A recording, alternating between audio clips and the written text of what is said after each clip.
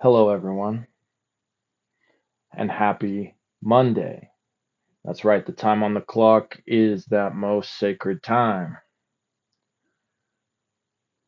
Time to learn, time to check the sound. Hopefully, it's a good start to the week for you, or maybe it's the end of the week for you and you're listening to this on a replay. Either way, hopefully, it's exactly what nature wants it to be. It's a good start to the week for you. Sound is working. And hopefully, you have learned little by little to quit resisting nature. This book, our next study, is going to go hand in hand with that. Karma Yoga by Swami Vivekananda. That's right, you were warned on this past Saturday's stream. And so hopefully you've been looking forward to it. Hopefully you have a copy. If not, hopefully you've ordered a copy because this is a great book. It is. It's one of those books though that the goddess read to me. So it'll be nice to actually go over it myself on this next go around. So I found myself asking myself a question. Well, first of all, this is Jay Baldeo. If anybody is new, that's who this is. That's who's yapping right now and about to read to you. If you're new and you end up enjoying this content, then please hit a like, share, and subscribe if you want some more of it. If you don't, well, then maybe another time. Either way, much love to you all. So I found myself asking myself a question. I found myself asking the question of, who am I ultimately more irritated with, if that's the right word? Maybe annoyed, maybe frustrated. Is it these people out here misleading, these people out here taking advantage? Or is it these people out here allowing it to happen to themselves? For whatever reason, I don't know. There's all kind of memes out there about me ignoring the red flags type of memes. Well, how many of you are doing that with these spiritual influencers, whatever type of spirituality you might be into? And so, if you're finding yourself triggered by the things I might say at times, well, look at that as an invitation to ask yourself why. Why is that? Why am I annoyed that Jay is talking about people taking advantage? Is it because I've been taken advantage of? Why am I annoyed that Jay's saying about just do the work? Is it because I've been slacking? Be honest with yourself, be real with yourself. So I've thought of a couple analogies before we get started that might help to maybe make this a little bit of an easier pill to swallow. Because I understand that for the most part I'm preaching to the choir. I understand that at least for the heavy hitters coming in. But for some of these other folks that this might be much more applicable to you, well, then look at this as an invitation to step your game up. Welcome into those of you just popping in. So, the first analogy I'm going to throw at you is in the realm of health and your body and your diet and all that, right? So, maybe you're somebody who really prioritizes that. You really prioritize your health, you really prioritize trying to eat healthy. But let's say you're the type of person that has a designated cheat day. So say maybe once a week, maybe even once a month, you really just go hard on the junk food, the unhealthy drinks, whatever. You just that's the day you throw it all out the window. But the other 6 days of the week or the other 29, 30 days of the month, you are super on point, right? Well, either way, if you come across somebody who isn't ever doing that, somebody who is really just so on their game, out here talking a little smack, saying, all these unhealthy eaters, well, that little bit of you that knows You have your cheat times, you're slipping up here and there, it's going to get triggered, right?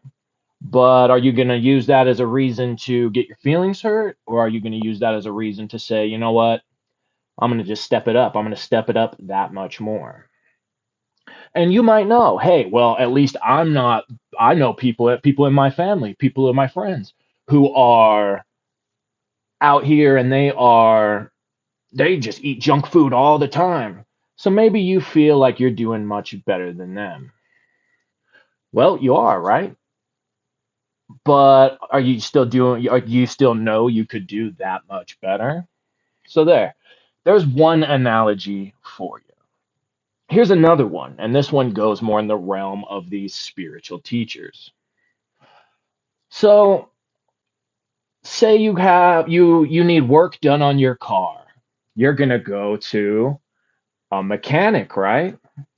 Well, how many dishonest mechanics are out there? That doesn't mean they don't know what they're doing to some extent, but does that mean that they're also not going to take advantage? How many actual honest mechanics are out there who are going to say, "Hey, you know what? You really only need this and this on your car. This is what the cost of the parts will be. I'm going to do the work and I've got this guy here helping me. This is our hourly rate. I'm going to just try to cut you the best deal possible. I'm not going to go through and tell you also need this and that, and even maybe just go ahead and do it. And the next thing you know, you're walking out of there paying hundreds or thousands of dollars, and you honestly, here's the thing, you honestly don't know any better, right? You're not a mechanic yourself. You're not going to look them in the face and say, oh, you're wrong. You're taking advantage of me, because you don't know any better. And that's the problem we see a lot in this spiritual community. We see a lot of people out here who, again, they have been doing this a bit longer, whether they're doing it in an armchair way, whether they're actually getting down and dirty and casting the circle and all of that. They've got a bit of a head start, right? On a lot of other people who just don't really know their left from right, their pentagram from their hexagram, all of that type of stuff, right? They don't know Bikram yoga that all the moms in their town are doing from karma yoga, right? And so again, that's kind of where what I really ultimately want. I'm not out here trying to talk a whole bunch of smack, getting all these people so triggered, at least past the point that ultimately I want to see people stop taking advantage of others. I want to see other people stop being taken advantage of, and I want to see ultimately everybody step their game up. Because just like on the image of this book here, a rising tide lifts all boats, right? So, let me play some music.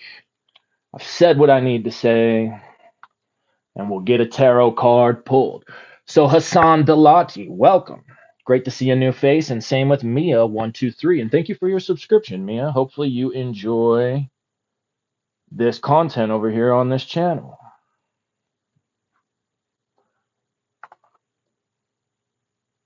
All right, then. So, let's bust out the deck. Let's see. We got a new book. So, let's see what the energy is going to be with this new book, getting us started off.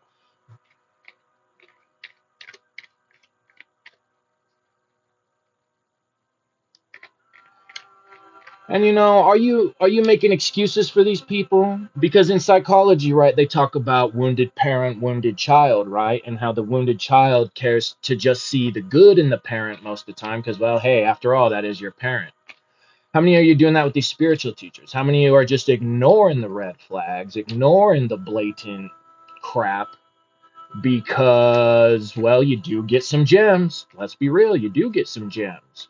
You do get some good stuff. Or, I mean, I guess at the very least, you get more feathers to put in your cap and more esoteric knowledge to spit at the function. Oh, goodness. All right. Let's shuffle a little bit more, huh? What's our energy? What's our karma yoga energy? Well, we had some jumps. I think it might have been a couple. So let's see. Ho! So again, we get a six of discs, pentacles, and we get also the two of discs. So the two of discs, Hokmah, on the tree of life in the lowest world of Asaya, the material world. and the sixth Tippereth. And the path that connects these is the path of hay. And depending on what you learned and where you learned it, that might either be the Emperor card or that might be the Star card. Or depending on what you understand about that switch, well, you might understand that those are kind of the same thing in a different lens. And that's actually pretty appropriate to take into consideration for this particular read, because the idea behind that switch was that the star, being the higher self, the holy guardian angel and all of that, in one regard, comes into the material and takes the role of the emperor, right? The role of the kingdom. So are you a good emperor or are you a bad emperor?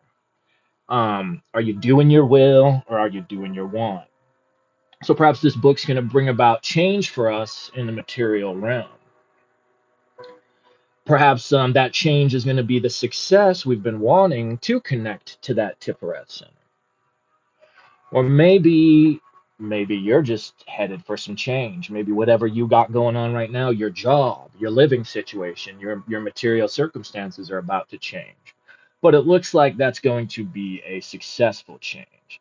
Here we see Jupiter in Capricorn on the 2. We see the moon in Taurus. Capricorn being a pretty, oh, what's the word I want? A pretty oh, I can't think of the word I want right now. A pretty, they get stuff done.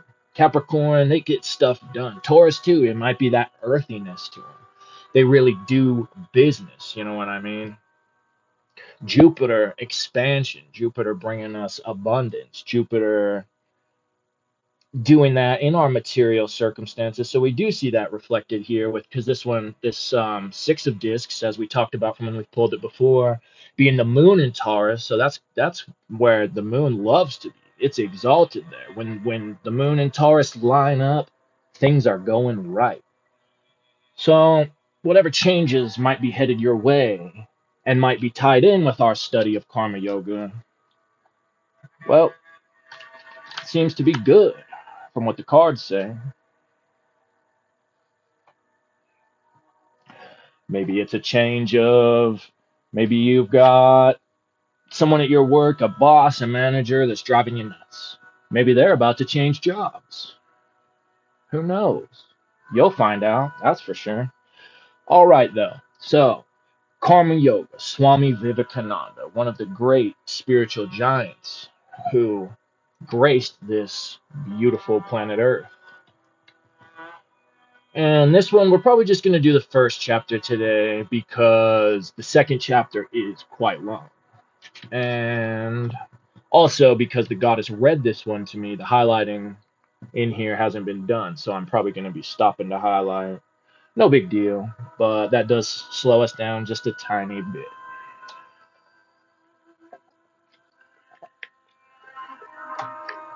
All right, though.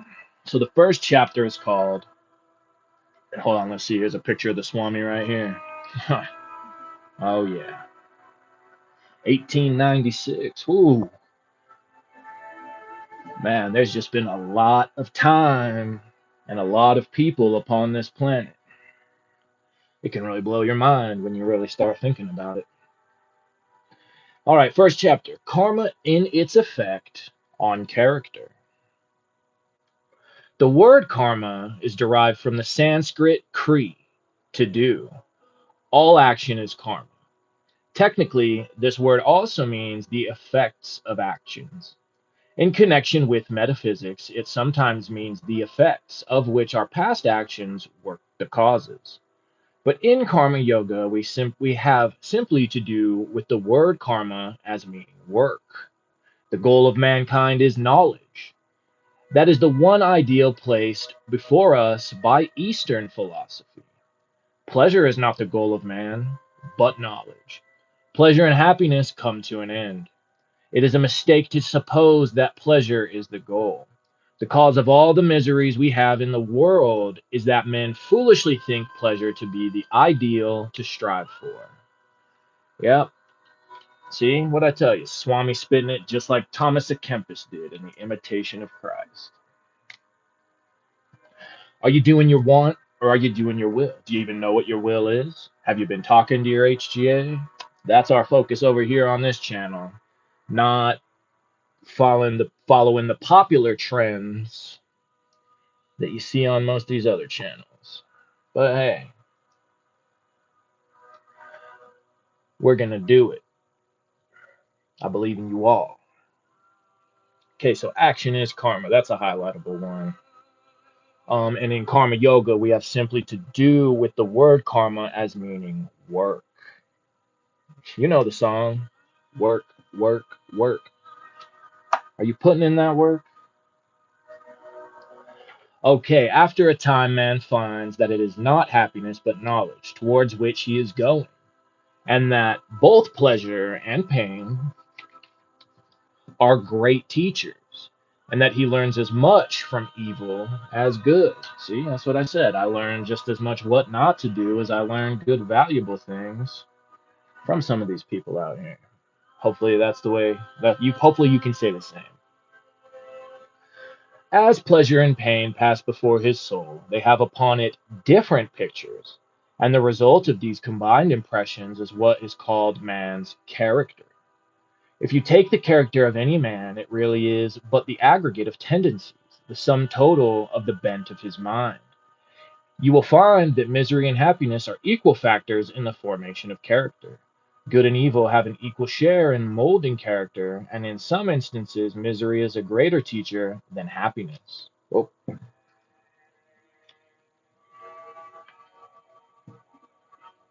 tried to run away on the misery of this page not staying in here.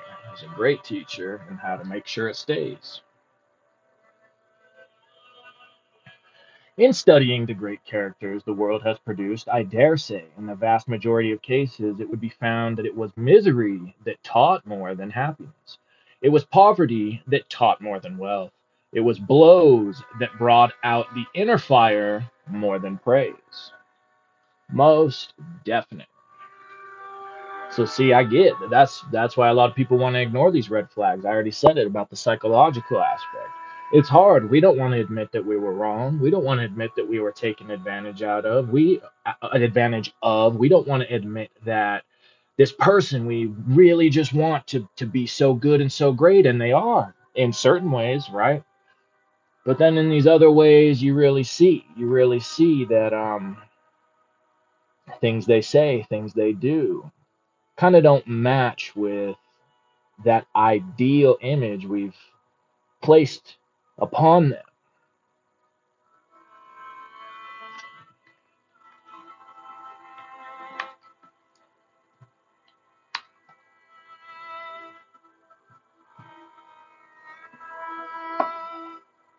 Okay. Actually, I want to highlight the whole thing. If you take the character of any man, it really is but the aggregate of tendencies, the sum total of the bent of his mind. You will find that misery and happiness are equal factors in the formation of that character. And then let's see, down here too. It was misery.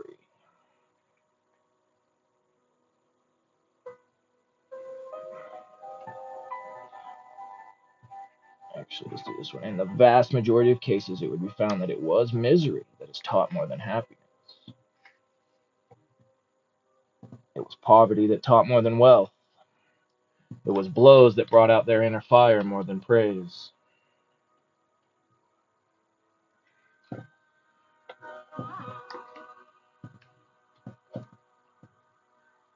Now, this knowledge again is inherent in man. No knowledge comes from outside, it is all inside. Right there. No knowledge comes from outside, it is all inside. What we say a man knows should, in strict psychological language, be what he discovers or unveils. What a man learns is really what he discovers by taking the cover off his own soul, which is a mine of infinite knowledge. Swami V. A dragon in man form.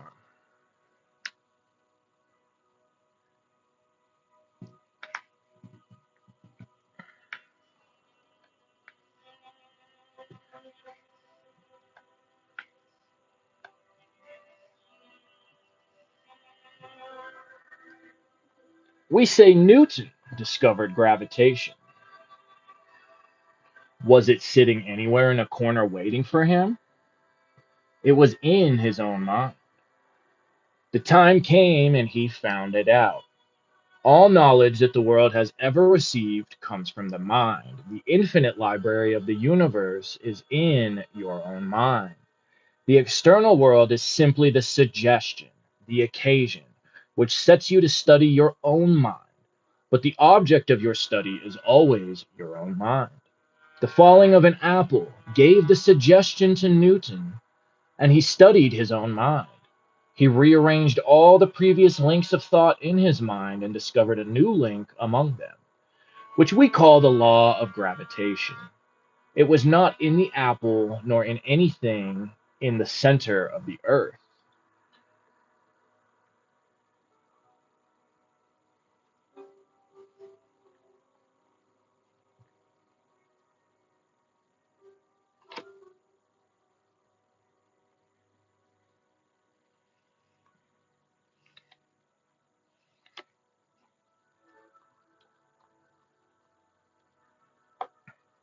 Actually, we better get that one too. The external world is simply the suggestion.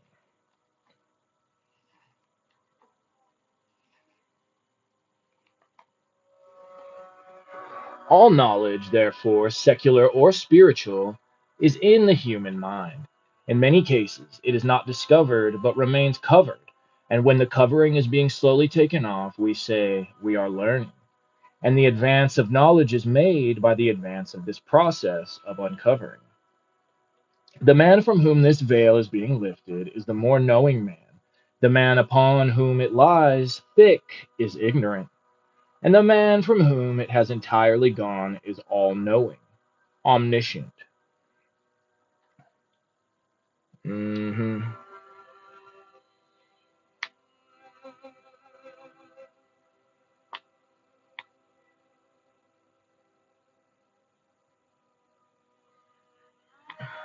I don't think I'm gonna highlight any of those ones. There have been omniscient men, and I believe there will be yet,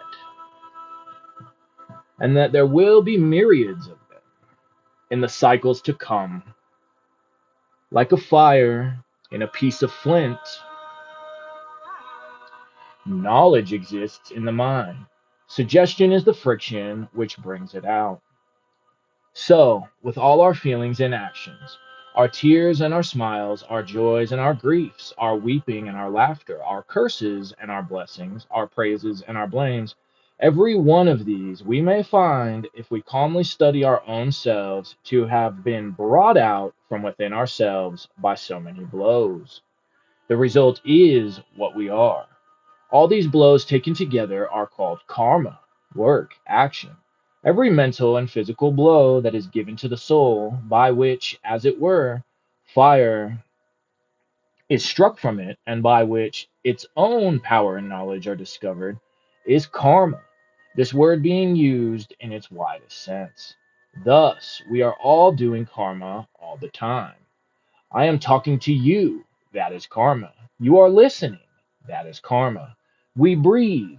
That is karma. We walk. Karma. Everything we do, physical or mental, is karma, and it leaves marks on us. Right. We get taken advantage of by people with lame courses. Karma. And zero I'm so for. Peace, J. Baldale. Much love and blessings. Peace and love to you, Zero. Always great to see you. And One True Goddess says every single action is karma. Yep, without a doubt. So, what kind of karma are you working with?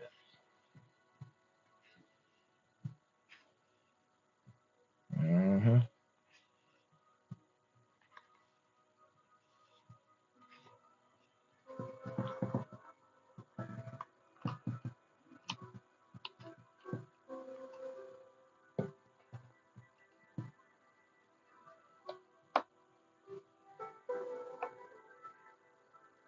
this one down here too. Everything we do, physical or mental, is karma, and it leaves its marks on us.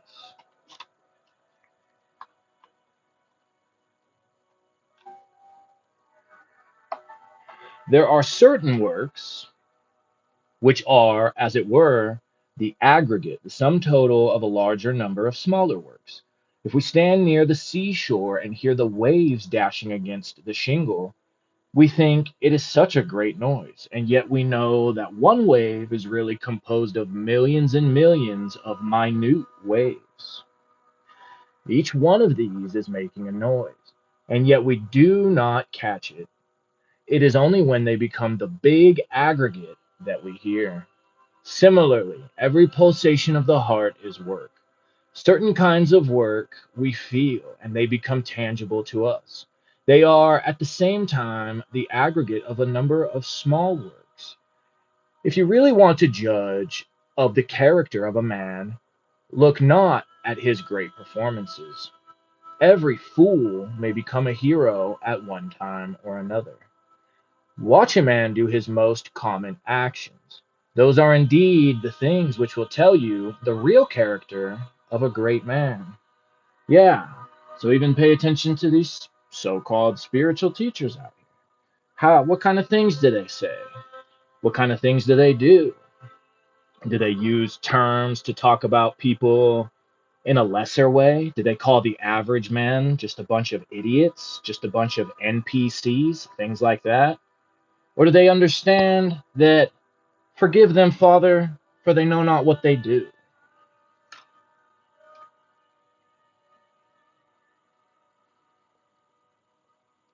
Every fool may become a hero at one time or another. Zero, that line was for you.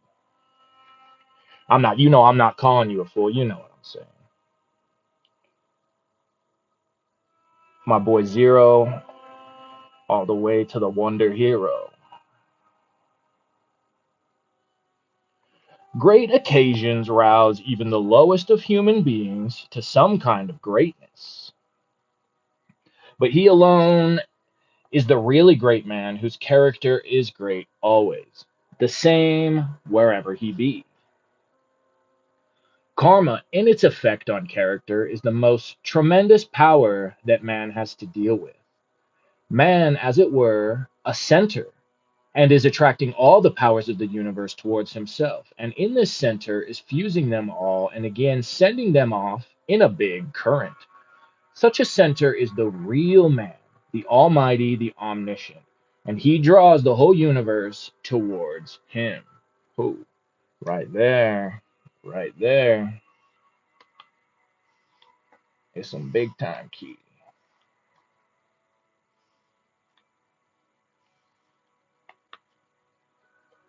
And Zero Eins. Oh, you changed your name. Sick. Zero Azathoth. Nice. Says Fool is great. J Baldell is the number zero. Love it. And love this lecture. Cool. Appreciate it.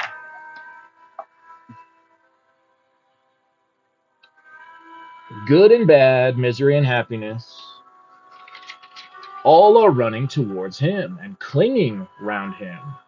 And out of them he fashions the mighty stream of tendency called character and throws it outwards. As he has the power of drawing in anything, so has he the power of throwing it out. Hmm.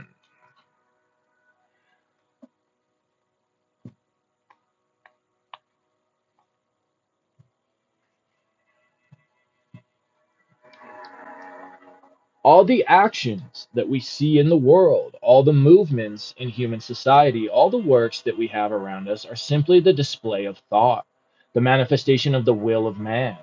Machines or instruments, cities, ships, or men of war, all these are simply the manifestation of the will of man. And this will is caused by character, and character is manufactured by karma. As is karma, so is the manifestation of the will. The men of mighty will the world has produced have all been tremendous workers, gigantic souls with wills powerful enough to overturn worlds. Wills they got by persistent work. Wills they got by what? Sitting around all day and watching reels and YouTube? Nope. They got it by persistent work. through ages and ages. Such a gigantic will as that of a Buddha or a Jesus could not be attained in one life, for we know who their fathers were. It is not known that their fathers ever spoke a word for the good of mankind. Millions and millions of carpenters like Joseph had gone. Millions are still living. Millions and millions of petty kings like Buddha's father had been in the world. If it was only a case of hereditary transmission, how do you account for this petty prince, who was not perhaps obeyed by his own servants, producing this son whom half a world worships? And Zero says, that sounds like expressing with consciousness. Yes, it does.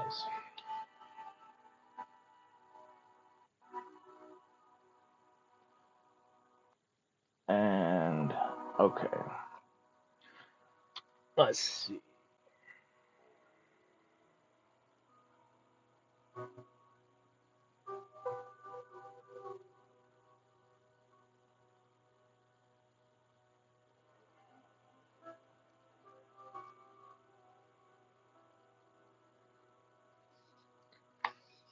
Good amount of highlighting in this last little bit.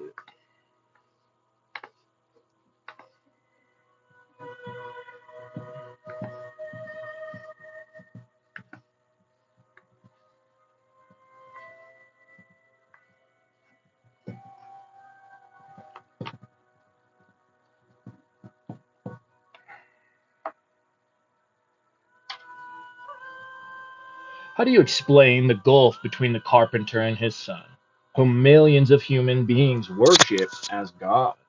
It cannot be solved by the theory of heredity. The gigantic will which Buddha and Jesus threw over the world, whence did it come? Whence came this accumulation of power? It must have been there through ages and ages, continually growing bigger and bigger, until it burst on society in a Buddha or a Jesus, even rolling down to the present day. All this is determined by karma, work. No one can get anything unless he earns it. This is an eternal law. Oh no.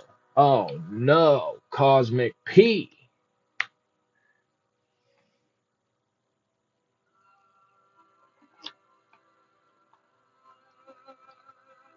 And let's go back to that mechanic analogy for a minute, right? So, say you want to learn to be a DIY type of person on your car. So, you actually have a mechanic teach you some things, or even maybe you watch some YouTube. You pay, I don't know, maybe there's some mechanic influencer out there who offers online courses for here's how to do mechanics. Well, are you actually doing those things that you're learning as well? Are you actually doing what's taught to you? Hopefully not, because there's just plenty of free content out there that'll teach you how to work on your own car or carpentry. There's plenty of free content out there, but you might have to go buy a saw. You might have to go buy some wrenches. You might need to go buy, I don't know, candles and herbs if you want to do magic. But I think a lot of people think that just because they pay some obstinate clown to teach them things, they are going to now obtain that same power. But it doesn't really work that way, unfortunately. We may sometimes think it is not so, but in the long run, we become convinced of it. See, there I go. There I go doing the thing I'm giving people crap about. All right, you know what? Sorry to say clown, but quit being a clown. Do better. All right, we may sometimes think it is not so, but in the long run, we become convinced of it. A man may struggle all his life for riches, he may cheat thousands, but he finds at last that he did not deserve to become rich, and his life becomes a trouble and a nuisance to him. Uh-oh. We may go on accumulating things for our physical enjoyment, but only what we earn is really ours. A fool may buy all the books in the world, and they will be in his library, but he will be able to read only those that he deserves to. Hey, hey, hey. And this deserving, see, that's why do you think hardly anybody taps in on all this stuff, right? But they go rushing so very quickly to other people's content. And this deserving is produced by karma. Our karma determines what we deserve and what we can assimilate. Highlight that before I move the camera. We are responsible for what we are. And whatever we wish ourselves to be, we have the power to make ourselves. If what we are now has been the result of our own past actions, it certainly follows that whatever we wish to be in future can be produced by our present actions. So we have to know how to act. You will say, what is the use of learning how to work? Everyone works in some way or other in this world. But there is such a thing as frittering away our energies. With regard to karma yoga, the Gita says that it is doing work with cleverness and as a science. By knowing how to work, one can obtain the greatest results. And see, so this whole thing, magic, whatever, is looked at in two ways: as a science and as an art, right? But either way, scientists are all out here debating each other. Scientists are all out here giving each other crap, trying, because you know what? Iron sharpens iron, right? They say it all over the place. Iron sharpens iron. There you go. Artists as well. Artists are constantly knocking each other's crap, but guess what? The really good ones, they don't get phased. They just make better art.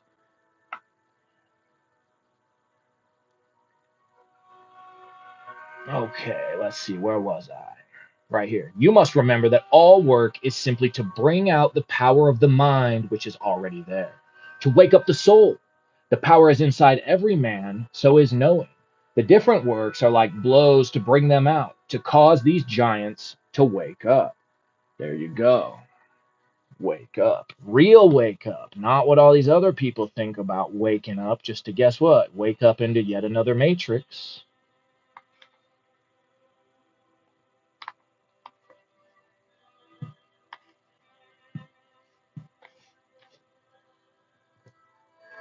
And Zero says, so true. Thank you, Zero. Always appreciate your support. You are a wonderful friend to have and a wonderful contribution to this channel. So thank you.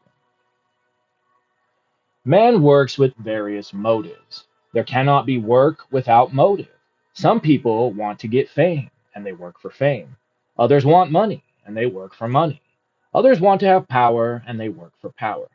Others want to get heaven and they work for the same. Others want to leave a name when they die, as they do in China, where no man gets a title until he is dead.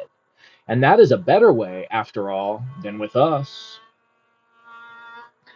Zero says, wake up, child, release the light, as the Tool lyric said. That's funny, right? When I first glanced down and read that, I thought about that Tool song, and then I realized that that's what you were saying, too. When a man does something very good there, they give a title of nobility to his father, who is dead, or to his grandfather. Some people work for that. Some of the followers of certain Mohammedan sects work all their lives to have a big tomb built for them when they die. I know sects among whom, as soon as a child is born, a tomb is prepared for it. That is among them the most important work a man has to do. And the bigger and the finer the tomb, the better off the man is supposed to be. Others work as a penance, do all sorts of wicked things, then erect a temple or give something to the priests to buy them off and obtain from them a passport to heaven. They think that this kind of beneficence will clear them and they will go scot free in spite of their sinfulness. Such are some of the various motives for work. Work for work's sake. Yeah. See, that's what my cat does. You hear her in the back. She's just following her nature. But other people out here want to resist nature. There are some who are really the salt of the earth in every country and who work for work's sake, who do not care for name or fame or even to go to heaven. They work just because good will come of it. There are others who do good to the poor and help mankind from still higher motives because they believe in doing good and love good. The motive for name and fame seldom brings immediate results as a rule. They come to us when we are old and have almost done with life. If a man works without any selfish motive in view, does he not gain anything? Yes, he gains the highest. Unselfishness is more paying. Only people have not the patience to practice it. Hey.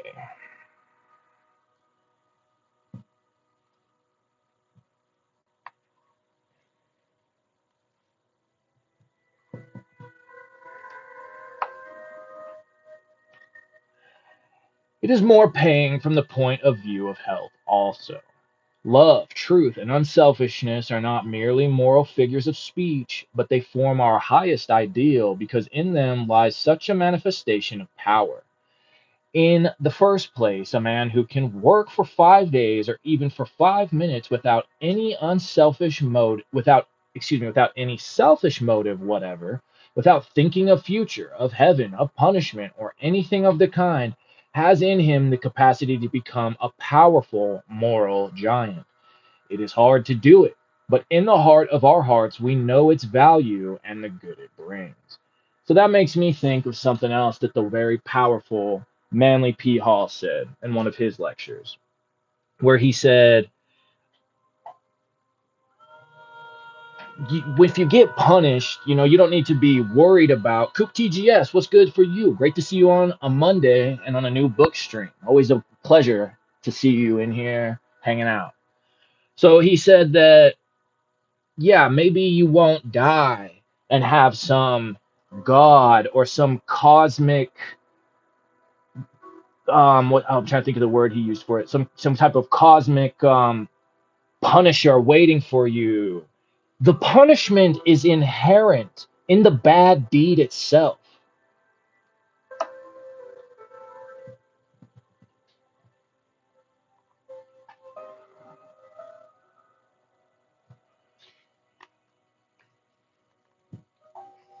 So pay attention. Just pay attention. If you are giving money to people out here, well, do you feel like you're actually getting your money's worth? I'm sure there's people out there who can certainly say yeah, but I mean, you're going to spend something one way or another, right? So what's more, I guess what's more worth it to you? To put in the hard work yourself, to do the research, to read the books they read, and to just apply the stuff. You got to spend time that way. Or would you rather try to get the cheat sheet out of it and say, "Oh, I'm going to pay this person to teach me this thing."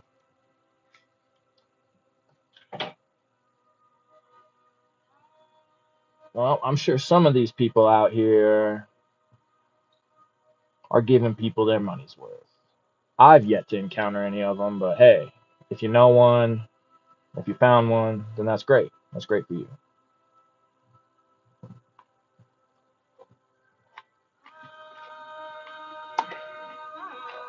In fact, I know that there's some teachers out here who have the actual university level education some of these other people wish they had, offering free courses. It is the greatest manifestation of power, this tremendous restraint. Self restraint is a manifestation of greater power than all outgoing action. A carriage with four horses may rush down a hill unrestrained, or the coachman may curb the horses. Which is the greater manifestation of power? To let them go or to hold them? A cannonball flying through the air goes a long distance and falls. Another is cut short in its flight by striking against a wall, and the impact generates intense heat. All outgoing energy following a selfish motive is frittered away. It will not cause power to return to you, but if restrained, it will result in development of power.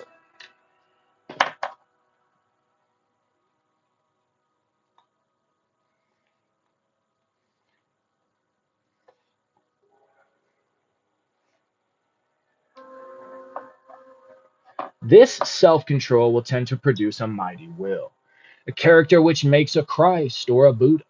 Foolish men do not know this secret. They nevertheless want to rule mankind. Even a fool may rule the whole world if he works and waits.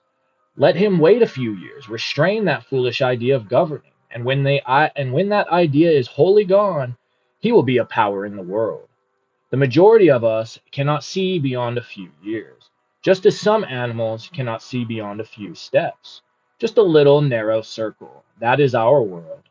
We have not the patience to look beyond and thus become immoral and wicked. This is our weakness, our powerlessness. Even the lowest forms of work are not to be despised. That's what I said in it was in the Imitation of Christ video too, where some people's true will might just be working at whatever place, whatever fast food place, whatever job that most other people might look down upon, frown down upon. Well, who cares what they think? If you're doing your true will, you're not gonna. You're not gonna. You're gonna be flowing. And yes, Kupti Jis, it is Vivekananda's Karma Yoga. Let the man who knows no better work for selfish ends, for name and fame. But everyone should always try to get towards higher and higher motives and to understand them. There we go. That's part of why I'm rambling on about some of this today, too, is because ultimately, or I'm about at that point where I think I've said it. You guys get the point. And some of these people out here lurking, well, hopefully you'll get the point, too. To work we have the right, but not to the fruits thereof. Leave the fruits alone. Why care for results? If you wish to help a man, never think what that man's attitude should be towards you. If you want to do a great or good work, do not trouble to think what the results will be. They say that in magic, right? The lust of results.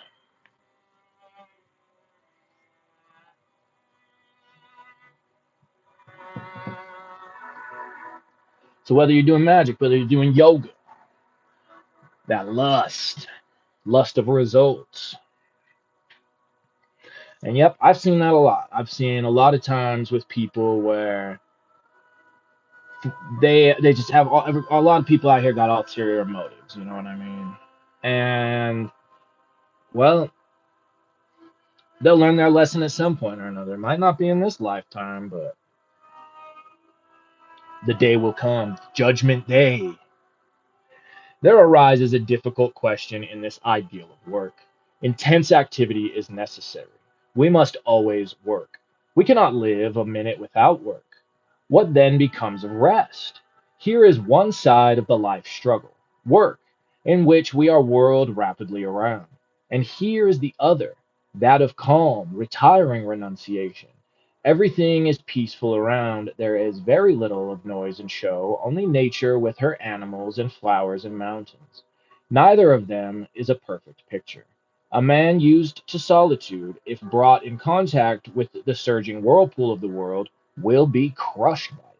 Just as the fish that lives in the deep sea water, as soon as it is brought to the surface, breaks into pieces, deprived of the weight of water on it that had kept it together.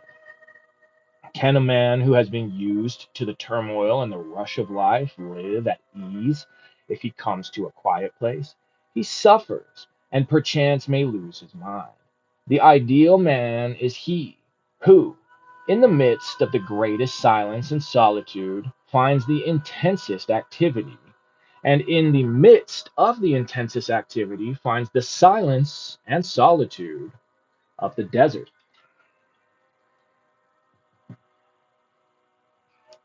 Yep, because look for that too. Are your spiritual teachers out here engaging with the rest of the world, or do they just sit in their house all day? Because I'm just gonna give it to you real. Unless they are at that guru level, which they're not. And even then, these gurus still are out here help engaging with plenty of other people, you know what I mean? Not just behind a computer, but in their communities. So to me, it just shows kind of how inept someone is when they just sit and talk about, oh, I can't with all these people out here. I can't with all these NPCs, these normies, these idiots. You know what I mean? Do better. He has learnt the secret of restraint. He has controlled himself. He goes through the streets of a big city with all its traffic, and his mind is as calm as if he were in a cave, where not a sound could reach him. And he is intensely working all the time. That is the ideal of karma yoga. And if you have attained to that, you have really learned the secret of work. Yep, that's exactly what Sri Ramana Maharshi says too.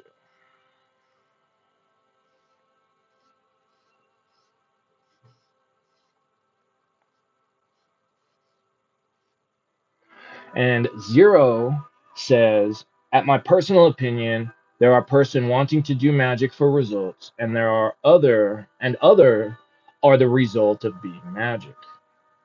Yeah, that's a good way to look at it, Zero. Absolutely. I see exactly how you mean. And he also says Sadhguru yesterday run a enormous Maha Shivaratri, more bigger than any Super Bowl or musica festival he liked to engage. That's cool. Yeah, because it's for the Shivaratri right now. That's another thing actually that another Siddha yogi I really like to watch was talking about, he did a stream for that as well. And he actually said something in there too that was pretty good, where he worded it like, if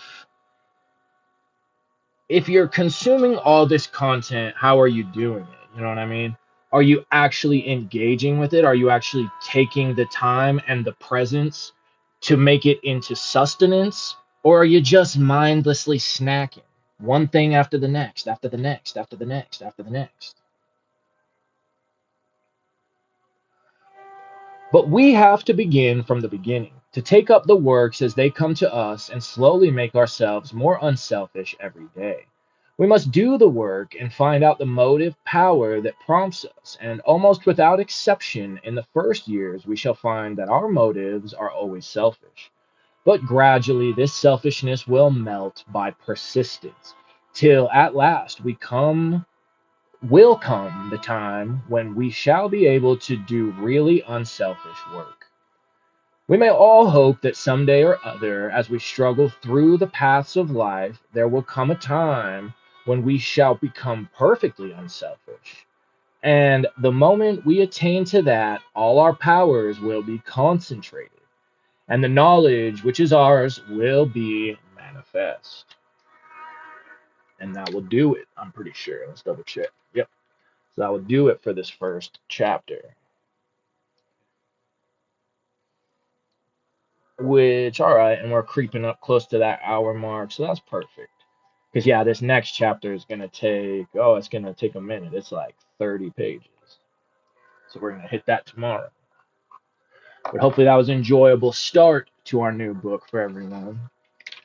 This one is great. This one is fire. Everything Swami Vivekananda did pretty much was fire. So, but especially kind of along with that reading of the Imitation of Christ, along with our pursuits, hopefully, of the Holy Guardian Angel, the capital S Self, the Lord God, whatever you want to call it.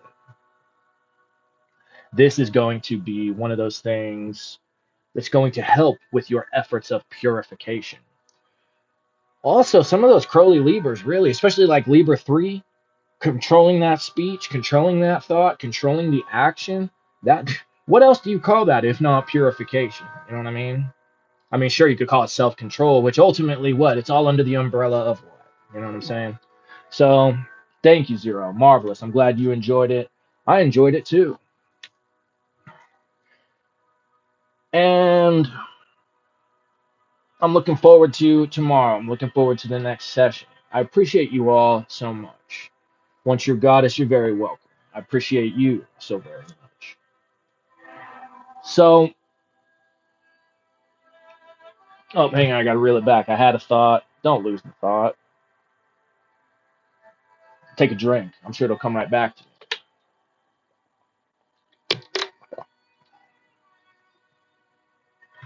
Maybe not. Maybe it wasn't that important after all. That's all right. And Zero says, all Vivekananda is amazing, and with your breakdown is awesome. Thank you, Jay Balvea. Thank you, Zero. I really appreciate your support. Seriously. But it's not just for me, you know what I mean? I do this more for all of you. I don't really care for the attention as much as I just understand that there's valuable information, there's very valuable teachings out there. Which reminds me what I was going to say, the thing I already said about iron sharpens iron, you know? Hopefully nobody is really getting their feelings so super hurt by anything I say. Because realistically, I think that we have at least a couple dozen really marvelous souls who hang out in these different groups who are going to do some wonderful things. And so, if really what I can get you to do is step your game up to maybe see the ways in which you've perhaps been foolish and be fine with it. I mean, a lot of us talk about shadow work, right?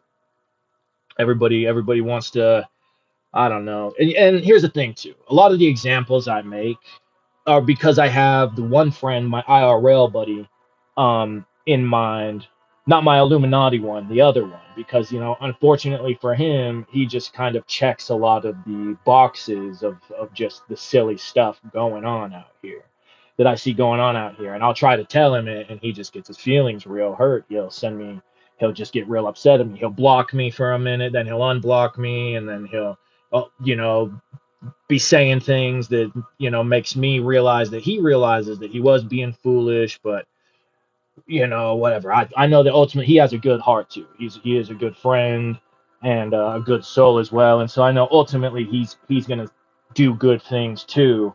But I understand it. Sometimes we don't want to hear it. Sometimes we don't want to be made to feel like we are screwing up, like we're doing, I don't know, we're just not doing as good as we could be. Because realistically, we all already know that. We already know how we're screwing up. So it sucks that much more when somebody really wants to kind of rub our nose in it. But hey, if you're doing spirit work, then I don't got to tell you because they'll rub your nose in it. Forget me, those spirits love to rub your nose in it. Just, I guess, depending on which ones you work with. But in my experience, most of them like to rub your nose in it. Some of them really like to be very nasty, and whereas others can be a little more loving about it. And Zero says this is so true. Knowledge sharing is the most important thing. The messenger is the channel to it. Straight up. All right, then, you guys. So that's going to do it for our first session. I'm going to go ahead and log out because, oh, yep, looking at the clock, I've got an Illuminati meeting here in just a minute. I'm going to go get coffee with my Illuminati buddy, and that's always a good time. And then I'm going to go work, and then I'm going to see you all tomorrow. This has been Jay Balvale bringing you Swami Vivekananda's Karma Yoga. I love you all so much. I wish you a great rest of your day. And until the next one, bye bye.